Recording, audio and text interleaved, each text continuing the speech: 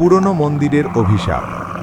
আপনারা কি জানেন কিছু মন্দির আছে যেগুলো অদ্ভুত রহস্যে ঘেরা? আজ আমরা এমনই এক পুরনো মন্দিরের কাহিনী শুনব যার ইতিহাস ভয় এবং রহস্যে ভরা। গ্রামের বাইরে এক অন্ধকার জঙ্গলের মধ্যে ছিল এক শতাব্দী পুরনো মন্দির। স্থানীয়দের বিশ্বাস, সূর্যাস্তের পর সেখানে কেউ গেলে আর ফিরে আসে না।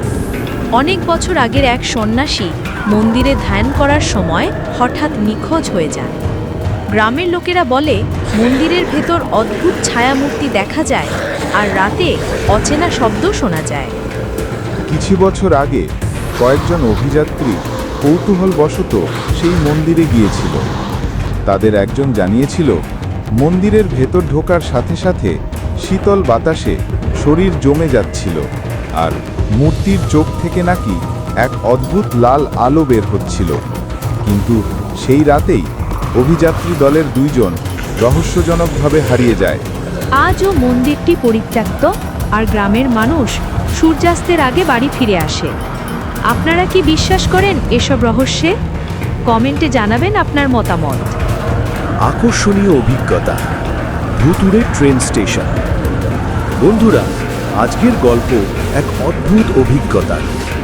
এক ভ্রমণকারী রাতে শেষ ট্রেনে যাত্রা করছিলেন। ট্রেনটি একটি ছোট্ট স্টেশনে থেমেছিল। নামটা তিনি চিনতেন না। স্টেশন ছিল পুরোপুরি নির্জন, শুধু হাওয়ার শব্দ আর এক অদ্ভুত সাঁই সাঁই আওয়াজ।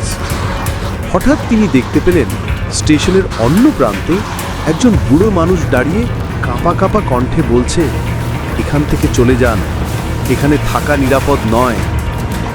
ভ্রমণকারী ভয় পেয়ে দ্রুত ট্রেনের উঠে বসেন।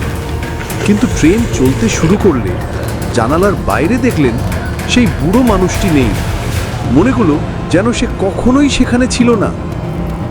পরে লোকজনকে জিজ্ঞেস করলে জানা যায় ওই স্টেশন বহু বছর আগে বন্ধ হয়ে গেছে, আর সেই বুড়ো মানুষটা নাকি স্টেশনের এক কর্মচারীর আত্মা, যিনি এক দুর্ঘটনায় মারা গিয়েছিলেন।